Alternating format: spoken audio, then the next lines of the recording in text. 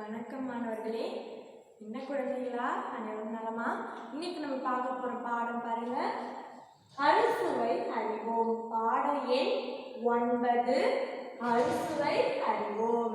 அறுசுவை அப்படின்னா என்னன்னா 6 சுவைகள்.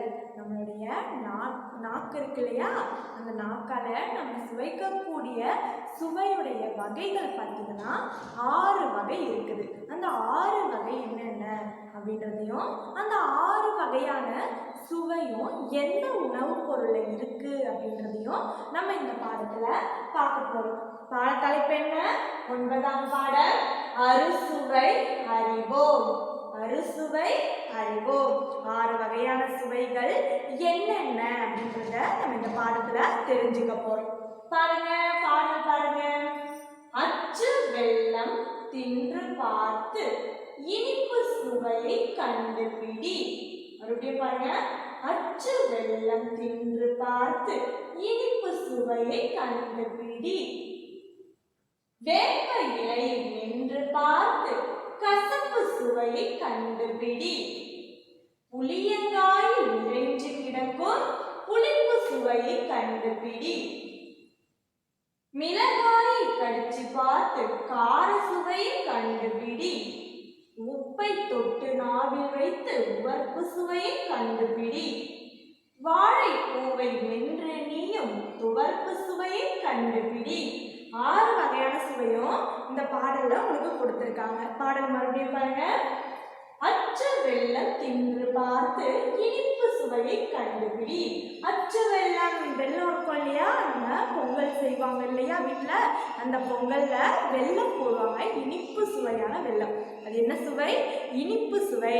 அதை நீ இன்னைக்கே போய் சாப்பிட்டு பார்த்துட்டு அது என்ன சுவைன்னு நீ மறக்காம கண்டுபிடிச்சி சொல்லணும். எல்லாத்தையும் பாருங்க. அச்சு வெல்லம் தின்று பார்த்து இனிப்பு சுவையை கண்டுபிடி. என்ன சுவை? அப்ப அச்சு வெல்லம் இனிப்பு சுவை. அதுக்கு பேர் என்ன? நீ இது வரைக்கும் சாப்பிட்டுருப்ப அந்த வெல்லம்லாம் இல்லையா, அது என்ன சுவைன்னு நீ இன்னைக்கு தெரிஞ்சுக்கிட்ட. அச்சு வெல்லம் அப்படின்னா சாப்பிட்டு பார்த்தீங்கன்னா அது இனிப்பு சுவையுடையது. சரி, வேற என்னெல்லாம் இனிப்பு சுவையுடையது உங்களுக்கு தெரியுமா மாணவர்களே? வேற என்ன உங்களுக்கு இனிப்புன்னு சொன்ன உடனே இது ஞாபகம் வரும்? சர்க்கரை. சரியா சொன்ன, சர்க்கரை. இதுதான் இனிப்பு சுவை. சொன்ன உடனே நம்ம எல்லா வகையான உணவுப் பொருள்களையுமே இனிப்பு சேர்க்கணும்னா நம்ம எதை சேர்ப்போம்? சர்க்கரை தான் அதிக அளவுல சேர்ப்போம். அடுத்து வெல்லம் சேர்ப்போம் இல்லையா, அது அச்சு வெல்லம் தின்று பார்த்து இனிப்பு சுவையை கண்டுபிடி அப்படின்னு சொல்றாங்க. அடுத்தது பாருங்க. வேப்ப இலையை நின்று பார்த்து கசப்பு சுவையை கண்டுபிடி. வேப்ப இலையை நின்று பார்த்து கசப்பு சுவையை கண்டுபிடி. வேப்ப இலை பார்த்துருக்கீங்களா? வேப்ப மரம். வேப்ப மரம்ன்றது கோயிலெல்லாம் அதிகமா கண்டிப்பா இருக்கக்கூடிய ஒரு மரம். அந்த வேப்ப மரத்துடைய இலைகள் எப்படி இருக்கும்? கசப்பு சுவையில இருக்கும். அது கசப்பான ஒரு சுவை சொல்லுவோம். அதை சாப்பிட்ட உடனே நம்மளால அதை சுவைச்சு சாப்பிட முடியுமா? இல்லை இல்லையா? அதை சாப்பிட்ட உடனே நம்ம முகமே மாறிடும். அது ரொம்ப கசப்பா இருக்கு அப்படின்னு சொல்லிட்டு என்ன பண்ணிடுவோம்? துப்பிடுவோம் இல்லையா? அப்போ கசப்பு சுவைனா அதுதான். பாருங்க. வேப்ப இலையை நின்று பார்த்து கசப்பு சுவையை கண்டுபிடி. வேப்ப இலையை நீ சாப்பிட்டு பார்த்தீங்கன்னா இப்ப யார் யாருக்கெல்லாம் கசப்பு சுவைனா என்னன்னு தெரியாம இருக்கியோ, நீ வேப்ப இலையை சாப்பிட்டு பார்த்தீங்கன்னா உனக்கு எளிமையா கசப்பு சுவைனா என்னன்னு தெரிஞ்சிடும். அப்ப கசப்பு சுவைனா என்னன்னு கண்டுபிடிப்பியா? வேப்ப இலையை நின்று பார்த்து கசப்பு சுவையை கண்டுபிடி. அடுத்தது பாருங்க. புளியங்காயில் நிறைஞ்சு கிடக்கும் புளிப்பு சுவையை கண்டுபிடி. புளியங்காயில் நிறைஞ்சு கிடக்கும் புளிப்பு சுவையை கண்டுபிடி. புளியங்காய், அதுக்கு பேரே என்ன இருக்கு? புளியங்காய். அப்போ அது எப்படி இருக்கக்கூடியது? புளிப்பா இருக்கக்கூடியது.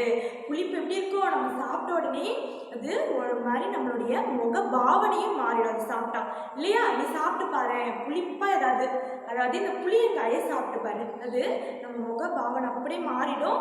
அது நாக்குல பட்ட உடனே நமக்கு அதோட சுவையானது நல்லாவே தெரியும். அது மட்டும் இல்லாம இதுல அந்த கசப்புக்கும் நம்ம முகம் சுழிச்சோம் இல்லையா, ஆனா இந்த புளிப்புக்கு பார்த்தீங்கன்னா விரும்பி சாப்பிட்றவங்களும் இருக்காங்க. சரியா? புளிப்பு அதிகமாகவே நிறைய பேருக்கு பிடிக்குது. பாருங்க. புளியங்காயில் நிறைஞ்சு கிடக்கும் புளிப்பு சுவையை கண்டுபிடி. புளியங்காயில என்ன சுவை இருக்கு? புளிப்பு சுவை. புளியங்காய் சாப்பிட்டு பார்த்து நீ அதுல புளிப்பு சுவைய நீ அனுபவிக்கலாம். சரியா? புளியங்காய் சாப்பிட்டு பார்த்தீங்கன்னா அதுல என்ன சுவை உங்களுக்கு கிடைக்கும்? புளிப்பு சுவை. சரி, அடுத்து பாருங்க. மிளகாய் கடிச்சு பார்த்து கார சுவையை கண்டுபிடி.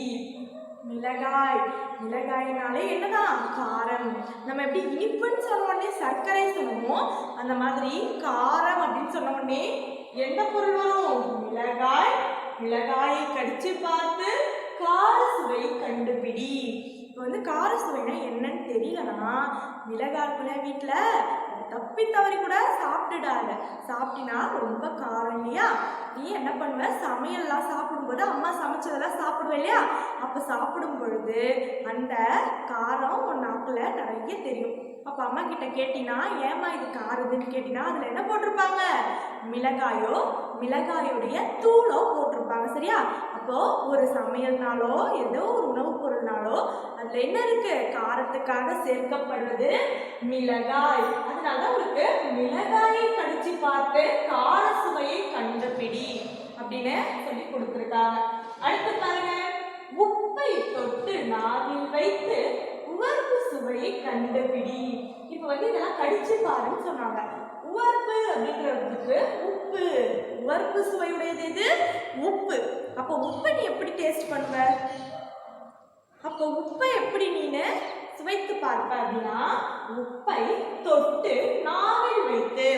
உப்புன்றது ரொம்ப உவர்ப்பு சுவை. அந்த உவர்ப்பு சுவையும் நம்மளால அதிகமா சாப்பிட முடியாது இல்லையா? அது ஒரு அளவா தான் இருக்கணும். அந்த உவர்ப்பு சுவையை நீனு அப்படியே அள்ளிலாம் சாப்பிட்டு பார்க்க முடியாது.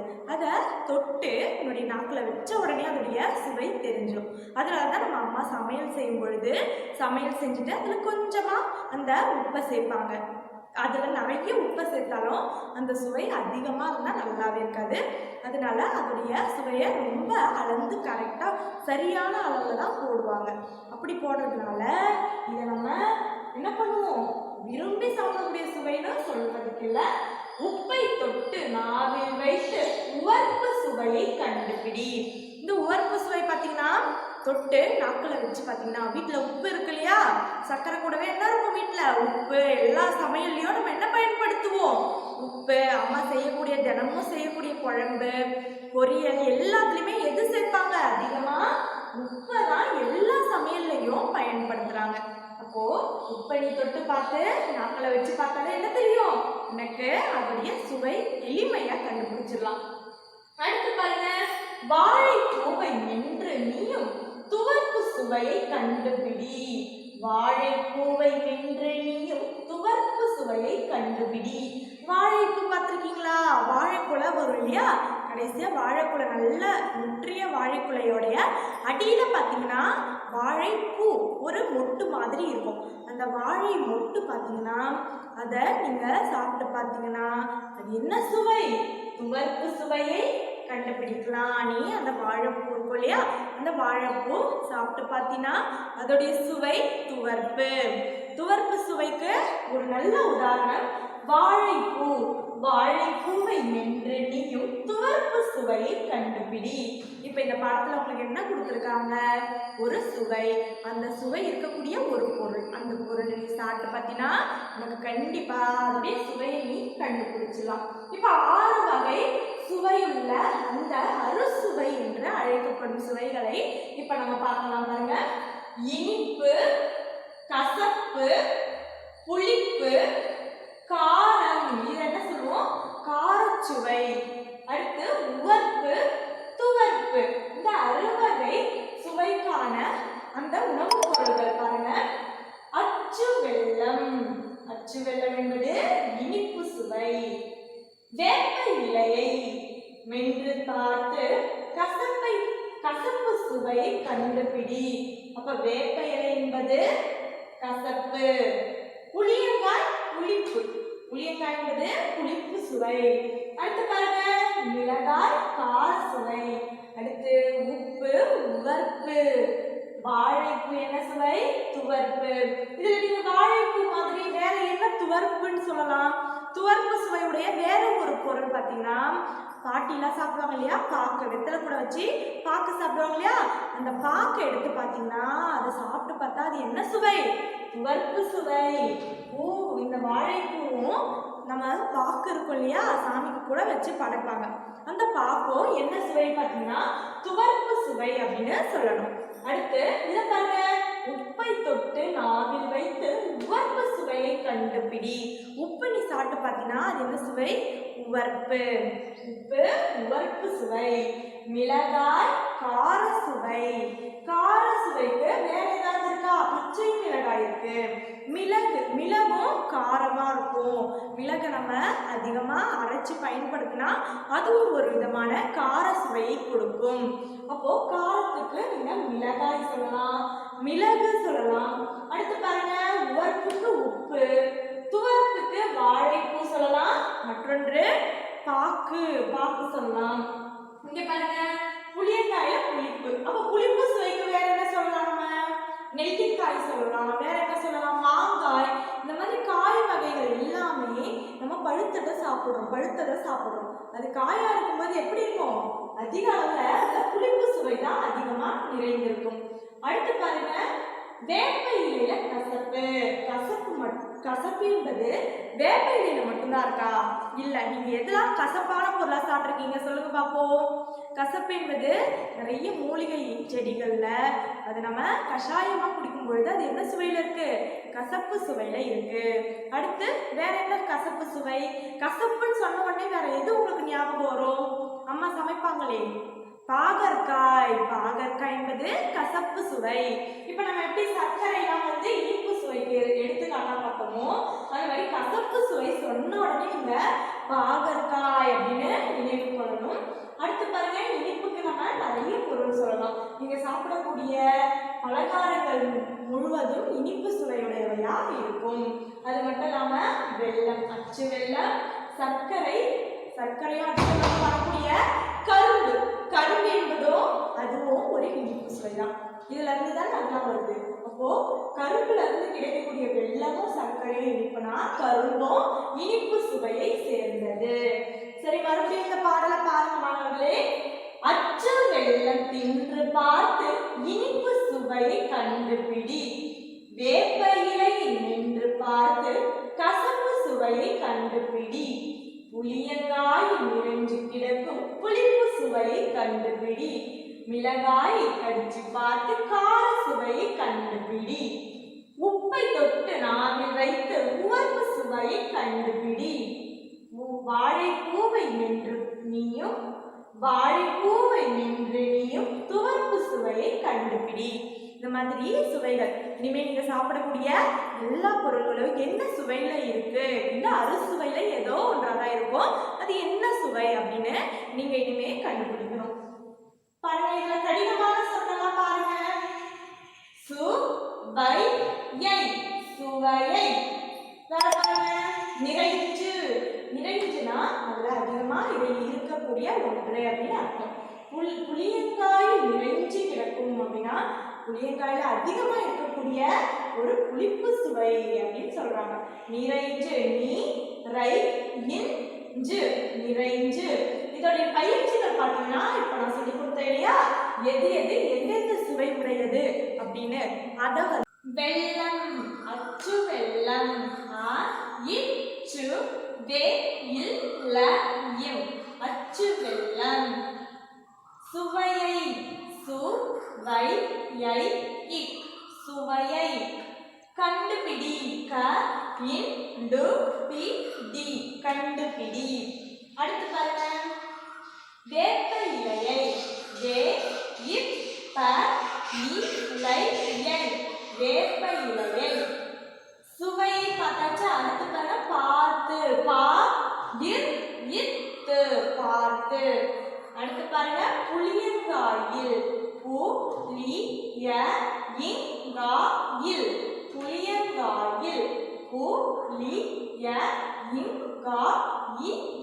புளியங்காயில். நிறைஞ்சு, நிறைஞ்சு. கிடைக்கும், கிடக்கும். புளிப்பு சுவையை கண்டுபிடி. அடுத்து பாருங்க, மிளகாயை மிளகாயை கடித்து பார்த்து கார சுவையை கண்டுபிடி. இந்த பாடல் பார்த்தீங்கன்னா என்ன சுவைன்றத உங்களுக்கு நல்லாவே சொல்லியிருக்கோம். இது வரைக்கும் நீங்கள் இந்த பாக்கு வாழைப்பூ எல்லாமே சாப்பிட்டு பார்த்துருப்பீங்க. ஆனால் அது என்ன சுவைன்னு தெரியாமலே அதை நீங்கள் நல்லா சாப்பிட்ருப்பீங்க. ஆனால் அதோடைய சுவை நம்ம இன்னைக்கு தெரிஞ்சுக்கிட்டோம். வாழைப்பூ என்பது துவர்ப்பு சுவை, உப்பு என்பது உப்பை நாவில் தொட்டு நீங்கள் அதை ருசி பார்த்தீங்கன்னா அது என்ன சுவை? உவர்ப்பு சுவை. வாழைப்பூவை மென்று நீயும் துவர்ப்பு சுவையை கண்டுபிடி. வாழைப்பூல துவர்ப்பு சுவை அப்படின்னு சொன்னாங்க. பாடம் மீண்டும் பாருங்க. அச்சு வெல்லம் தின்று பார்த்து இனிப்பு சுவையை கண்டுபிடி. வேப்ப இலை மென்று பார்த்து கசப்பு சுவையை கண்டுபிடி. புளியங்காயில் நிறைஞ்சு கிடக்கும் புளிப்பு சுவையை கண்டுபிடி. மிளகாயை கடிச்சு பார்த்து கார சுவையை கண்டுபிடி. உப்பை தொட்டு நாவில் வைத்து உவர்ப்பு சுவையை கண்டுபிடி. வாழைப்பூவை மென்று நீயும் துவர்ப்பு சுவையை கண்டுபிடி. இந்த மாதிரி உங்களுடைய பாட புத்தகத்துல இந்த பாடலுக்கு அடுத்து உங்களுக்கு பயிற்சி கொடுத்துருக்காங்க. ரொம்ப ரொம்ப எளிமையான பயிற்சி. எப்படின்னு பார்த்தீங்கன்னா, இப்போ நம்ம ஒவ்வொரு சுவை பார்த்தோம் இல்லையா? 6 சுவை. என்னென்ன சுவை? இனிப்பு, கசப்பு, புளிப்பு, கார்ப்பு, உவர்ப்பு, துவர்ப்பு. இந்த 6 சுவையிலையும் சில பொருட்கள் நான் சொன்னேன். ஒவ்வொரு சுவைக்கும் இந்த பொருட்கள் இருக்கு அப்படின்னு சொன்னேன் இல்லையா? அந்த பொருட்களை நீங்க பொருத்த போறீங்க. அதாவது இனிப்பு சுவைக்கு என்னென்ன பொருள் அங்க இருக்கும்? கரும்பு, இந்த மாதிரியான பொருட்கள்லாம் அங்க இருக்கும். அடுத்து புளிப்பு சுவைக்கு புளியங்காய் இருக்கும். அடுத்து பாருங்க, வேப்ப இலை. கசப்புக்கு வேப்ப இலை. கசப்புக்கு இன்னொன்று என்ன சொன்னோம்? பாகற்காய் அங்க இருக்கும். நீங்க என்ன பண்ணணும்னா, சரியான சுவையை நீங்க சோதிச்சுனா நீங்க அதை சாப்பிட்டு பார்த்துட்டு கூட நீங்க அதோடைய சுவையை சரியா பொருத்தலாம். அடுத்து புளியங்காய் மாதிரி புளிப்புடைய காய்கள் எல்லாமே புளிப்பாக தான் இருக்கும் அதிக அளவுல. அடுத்து பாருங்க, மிளகாய், காரத்துக்கு மிளகாய். அடுத்து வாழைப்பூக்கு நான் ஒன்று சொன்னேன், துவர்ப்பு சுவையுடையது பாக்கு. இந்த மாதிரி சுவையானது எந்தெந்த பொருள்கள்ல ஒரே சுவையா இருக்குதோ அது எல்லாமே நீங்க அங்க பொருத்துற மாதிரி இருக்குது. ரொம்ப எளிமையா நீங்க அதை பயிற்சி செஞ்சு பாருங்க. நம்ம அதை நம்மளுடைய அடுத்த வகுப்புல அதோடைய சரியான விடையா பார்க்கலாம். சரியா மாணவர்களே? இந்த பாடம் உங்களுக்கு முடிந்தது. இந்த பாடத்தை ஒரு முறை நீங்களும் கூட வாசிங்க. அச்சு வெல்லம் தின்று பார்த்து இனிப்பு சுவையை கண்டுபிடி. வேப்ப இலை என்று பார்த்து கசப்பு சுவையை கண்டுபிடி. புளியங்காயில் நிறைஞ்சு கிடக்கும் புளிப்பு சுவையை கண்டுபிடி. மிளகாயை கடிச்சு பார்த்து கார சுவையை கண்டுபிடி. உப்பை தொட்டு நாவில் வைத்து உவர்ப்பு சுவையை கண்டுபிடி. வாழைப்பூவை மென்று நீயும் துவர்ப்பு சுவையை கண்டுபிடி. நன்றி மாணவர்களே. இந்த பாடம் உங்களுக்கு பிடிச்சிருக்கோன்னு நம்புறேன். இந்த பாடலை நீங்க பலமுறை பாடி அதோடைய சுவைகளை நீங்க மீண்டும் நினைவில் கொண்டு வாங்க. நன்றி மாணவர்களே.